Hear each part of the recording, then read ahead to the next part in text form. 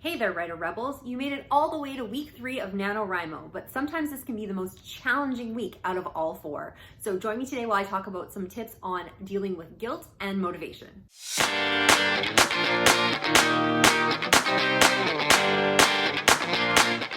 Hey there, everyone. It's me, Scarlett Kol, young adult author, YouTuber, and storyteller, and I am back with yet another video on Thursday about writing and publishing. If you are brand new here, take a look around. I hope you like what you see. And if you would like to hear more content from me, make sure you're hitting that subscription bar and the notification bell below this video. If you've already been hanging around or you're already a subscriber on my list, you already know that we are the third of the way through Nanowrimo and my Nanowrimo survival guide. So we are now up to week 3.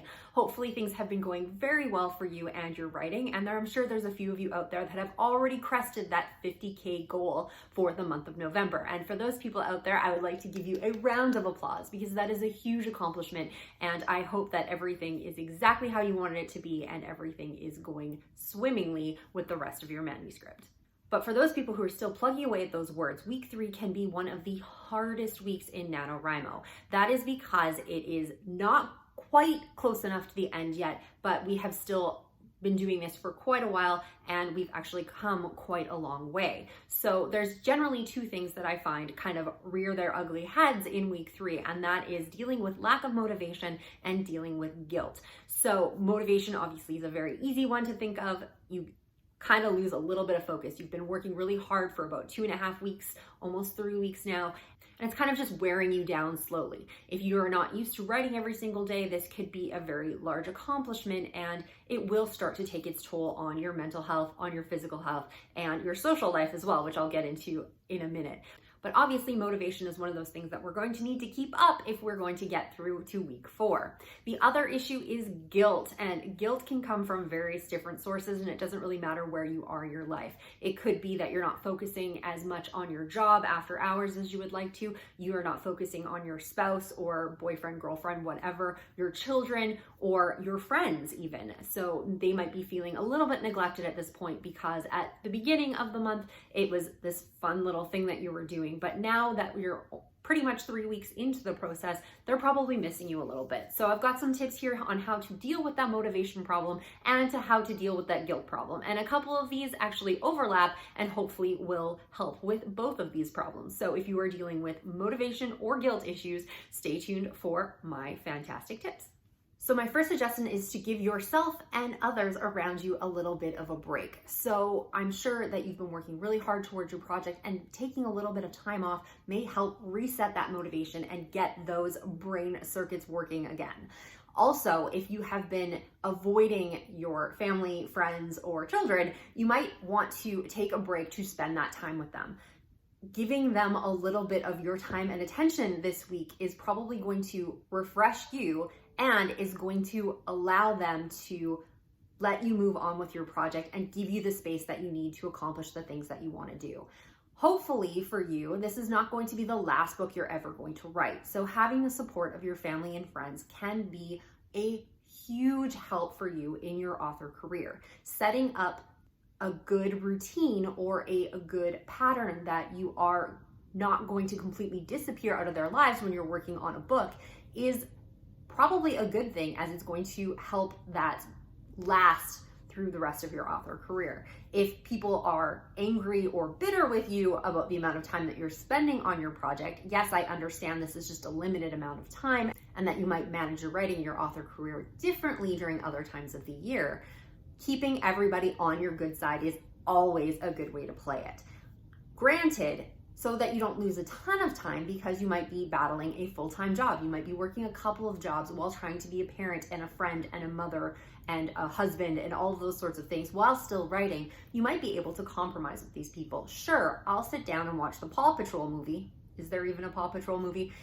With you, as long as I get to sit with my computer. Yes, you're not completely focused, and unfortunately you're not completely present, but at least you might be able to compromise and give a little bit of that time.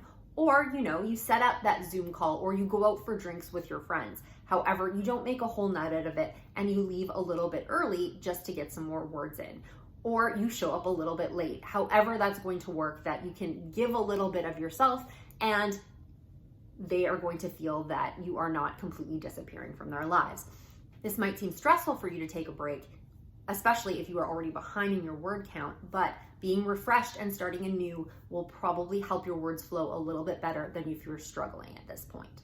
My second suggestion is to treat yourself. This can be in various different ways. You can take a break to read a book that you've been waiting on. You can set up a treat for when you finish your Nanowrimo project, especially if you are getting towards the end of it and you are really looking forward to getting done. This can really help your motivation as you can work towards that goal. It can be something that you purchase. It can be an experience. Maybe you're going to plan a trip somewhere, or it could be something as simple as I'm going to binge watch like 8 seasons of my favorite show on Netflix as soon as this is done. Whatever is something that's going to motivate you to move forward is always a great treat. The other thing that you can do to make things a little bit easier during week 3 is to treat yourself by making things easier to let you write. And this can be helping your family or not. So maybe this is the week that you're going to order some takeout. Maybe this is the week that you are going to have a cleaning person come in if that's something that you do. Maybe you're going to set up a movie date or a play date for your children, and it's a treat for them, maybe not necessarily for you, but that's going to give you some uninterrupted writing time to get you through this harder week and get more of those words out. They're going to feel a little bit more cherished, so you can kind of help with that guilt issue. Plus, it may give you a little bit more motivation to get done. If you're feeling like there's too many tasks on your plate, like I have to plan for dinner and I have to do this and I have to do this and I have to do this, if you treat yourself by outsourcing some of that stuff, whether it just be takeout pizza, that could really help you move forward. When you are in Preptober next year, this is something you definitely want to think back on and plan ahead for if you can, to avoid maybe takeout if you had done maybe freezer meals or something ahead of time where you knew this is how you were going to struggle in week 3, then you could just take those out and you're already ready. You could already plan things ahead of time, a weekend away for your children or a guy's night for your husband or whatever it happens to be, to give yourself that extra time when you know that they're going to be struggling with you and you're going to be struggling with your words. My third suggestion is something I actually got from an author friend, Ivy Fernwood. She's somebody that I worked on a Christmas anthology with. I will leave that link in the comments below if you're interested in that. Hallmark loveliness, if you want, at this time of year is fantastic. So if you want to check that out, there's 4 great stories in there.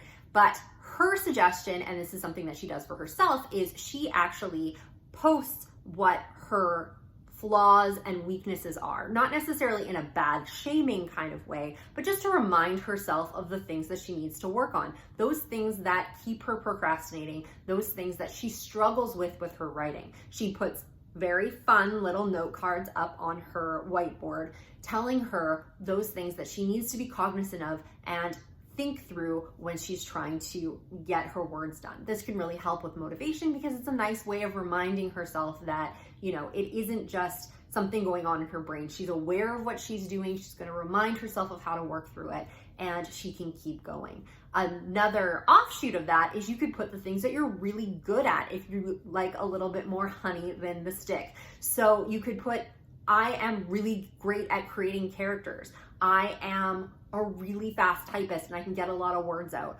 I am fantastic at this. I am awesome at that. Put those note cards up to remind you what you're good at and those things that are your strengths. These are the things that may be able to push you through and give you enough motivation to get all the way to week 4. And my final suggestion is to focus on what you've accomplished, not how much you need to accomplish. I know this is really hard when you're counting down words to try to get to that 50K, but if you have only 10K left, you've already written 40,000 words. That's a lot of words, especially if this is one of your first projects or you haven't written much prior to this or in that amount of time. Focus on the things that you've already done. Maybe this is the first time you've written that many words. That is awesome. Maybe this is the first time you've written that many words in that amount of time. Great.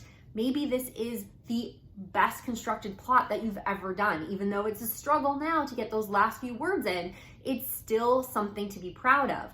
Maybe you can remind yourself of those things that you've already accomplished. Think back to the last suggestion. Maybe write those things down on a note card and put them up in front of you in your writing space to remind you how far you've come and all of those things that you've accomplished so far. These are going to be the things that will push you through to get those last little bit of words. 10,000 words does seem like a lot, but I've already written 40,000 is so much more and so much more of a bigger accomplishment that it can get you past that finish line, even though you really, really are struggling to get those words out. Okay, so those are my suggestions to get you through this week 3 of NaNoWriMo. I usually struggle a lot in week 3, and many times when I've quit, it's usually come around this time period. I usually will pick it up again towards the end of the week, but not always. And it is definitely a struggle for those people that have a lot of other people and other commitments in their lives, as this is when it really starts to wear down and bear down on your shoulders as to how much time you've been spending on your manuscript and how much time you've been spending away from all those other things that usually occupy your space. So hopefully these suggestions are useful for you. And if you want, please leave in the comments how you are coping with week 3 and how you're doing with your NaNoWriMo projects. I would love to hear how you're doing, and I will be back next week with week 4 of the NaNoWriMo Survival Guide with some weird and interesting ways on how to get more words in. Thank you so much for watching, and if you'd like to see more content from me, make sure you're hitting that subscription bar and the notification bell. And if you liked this video, make sure you're hitting that thumbs up so that YouTube knows this is something worth watching. Thank you so much for watching, and I will see you all next week.